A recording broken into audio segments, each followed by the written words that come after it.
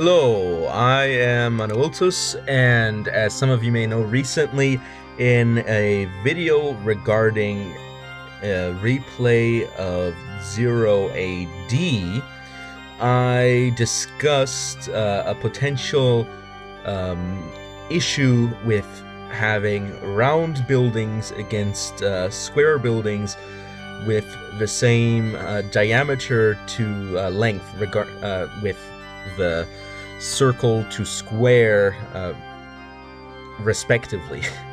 That may be a weird way to say it, but I think that let's get a smaller brush here. So I'm going to demonstrate this to you in Paint.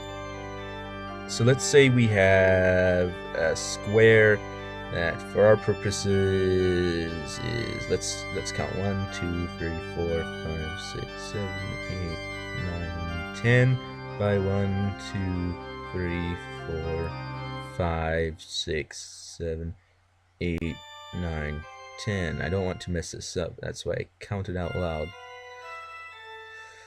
And let's just assume that that is the size of the square. So now let's take a circle, and this will be a bit easier, and put it on the same diameter as the length of the square. And as you can clearly see, there is an issue that arises from this, and that is that it covers less area, and that isn't the problem in itself. The real problem is that the circumference of the circle is less than the perimeter of the square. And let me just highlight what I'm talking about here. These areas are essentially the areas that have been cut off from the square in order to form the circle. However, if you assume that for example in 0 AD, that each one of these squares can fit around 1 unit, one of the smaller squares, therefore there are 40 units that can attack the square at one time. You see that obviously there's going to be less, and I'm not actually going to do the full calculation on exactly how many less there would be. However, I'm going to give you an idea about that. So let's use a smaller font since I'm zoomed in.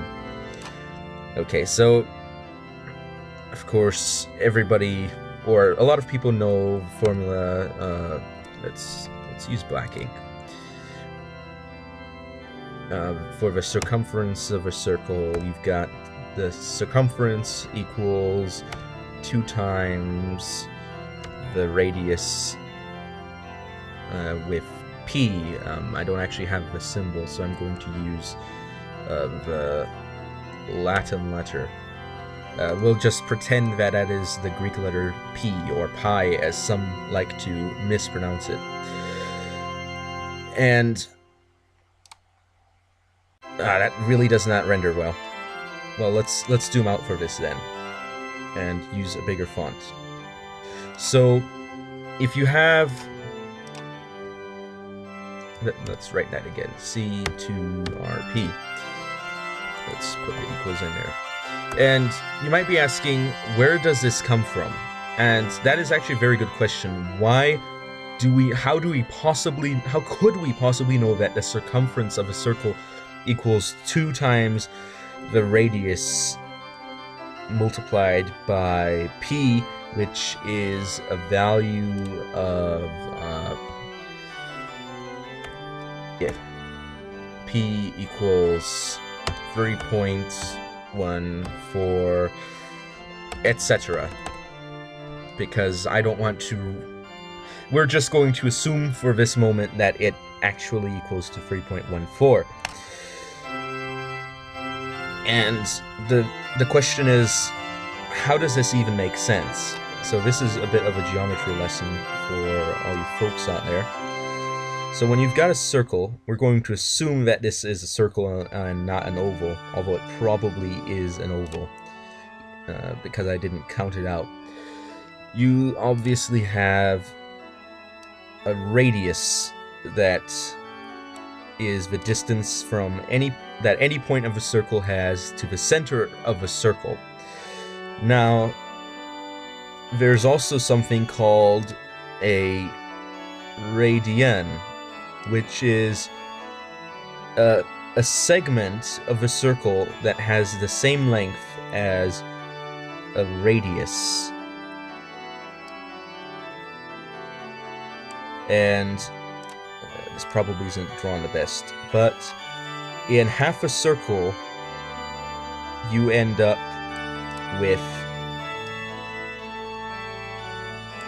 a bit over 3 radians worth of circumference. And that is where we get the 3.14. So you might be wondering, well, where's the 2 from? The 2 is from the fact that there's 2 halves of a circle. So in other terms, what you're actually multiplying is not the radius by 2, but rather you're multiplying p by 2. Or you're multiplying the radius by p and then multiplying that by 2. However, functionally speaking, any of this is interchangeable. But the way it was originally discovered was presumably by somebody actually taking a look at a circle and measuring this out. And of course, because if you have a circle that has a greater circumference, it means that the radius is bigger, and the radius increases in length proportionally with the circumference, which means that this function applies to all circles, but it obviously does not apply to ovals, because ovals are different. So this also means that a good way to... Let's zoom in a bit. A good way to figure this out would be to look at what is the circumference of a circle, and we already know the radius. The radius is around 5, so that's 10, which means if you multiply that by 2, and that of course gives you 31.4, etc., compared to the 40. Now, you might be saying, well, this sounds like a correct answer, but you're wrong. It's not a correct answer, because that's not actually how circles work, especially if you consider that only a limited number of people can touch the circle, because in a game, people aren't going to interact with a circle in a curved manner. I wasn't looking for that tool. In a curved manner. Objects are going to interact with it via a point of contact, which means that if objects then have other points of contact to each other, let me use a circle for example, but this is not necessarily a circle, it limits the number of objects that can be around the circle, but the limit isn't actually determined in the same way that it is determined for a square, because in a square, obviously, it's pretty simple, because it's limited by the width of the objects, and they can all go on all the sides. But in a circle, it's actually limited by assuming that the game doesn't decide to have weird things like this, where instead of being an actual circle, it's more steps. It's going to be limited by the tangents of the circle, or points at which an object can contact a circle at one point, and then the width of the object is going to limit how many objects are going to be able to contact it at the tangents. And this, of course, changes the result of the earlier calculation in regards to the circle and a square. Nevertheless, it still is significantly less than a square of an equal, let me use the blue here, length to the circle's diameter. And that is why if you have, for example, in 0 AD, two buildings that have the same function but for different civilizations or cultures, if you want to call them that, you would have to recognize that this is obviously going to cause an imbalance between the two different groups, because some of them are going to be more difficult to attack, namely, in this instance, it's the circle. But of course, the game can be balanced in other ways, or some games don't even worry about being balanced, where instead of balancing the game, you just have to play better. So it's more like an inbuilt difficulty setting rather than a game balancing feature. And I guess that's two different ways to look at it. So to fix this, you would have to increase the size of the circle, not necessarily to the extent that I'm showing here, so that it has the same points at which so that it's large enough for the same number of enemies to gather around it. But of course, then it takes up more, not necessarily more area, but it makes it more difficult to work around with, because then you have to build buildings farther away from it. And that is why a lot of games opt for keeping a square for these things. Oops, there. That's not entirely accurate, but I'll keep it. And was there something else I wanted to say about this?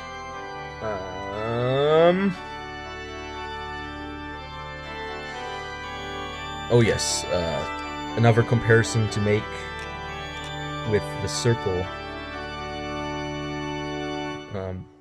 is that if you fit the circle inside a polygon, there you can see that, let's assume that one enemy can attack at this point, then one can attack at this point, or the little, let's go back,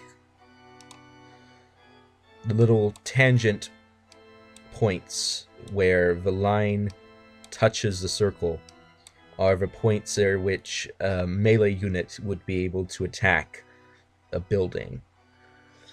And that is the difference. That is how you would calculate that. So you'd have to divide the circle into a polygon with each side of a polygon being the width of one unit in order to calculate that. Now, I could calculate that, but I don't have the necessary formula to calculate the tangents at mind, nor do I feel like looking it up, or do I think I have the time to make one up, even though I probably could. So I'll just leave it at that, saying that this is the issue that trying to implement round buildings in a game will cause. So for the developers of 0 AD, at least have a thought on this, on whether it's a good idea or a bad idea, and maybe you have an idea on how to balance this that I don't, because I heard that some people are maybe trying to implement that, but I've tried to address the issues. And in summary, circle, of course, that is the same size as a square, is less attackable from a melee, so in order to have this equal attackability, it would have to be larger. And in order to calculate the attackability, depending on how your game works, for example, a game where you can attack it from any side would mean that you'd have to calculate it by breaking it down into polygons based on tangents, or other games would have it be, let's see, where it's, I think I've already messed up, but more like a plus sign design where certain sides can be attacked, and the way it does it is that the actual outward shape of the object doesn't actually match its inward shape. Or you can go with the way that it seems to me it currently is, that the object, for game purposes, has a square shape, but visually has a round shape, which is, I think, what it currently is. So thank you all for watching. I've been Anawiltus, and if you have any comments, any ideas on this, please do write in the comment section below, and I will be seeing you all next time. Anawiltus over and out.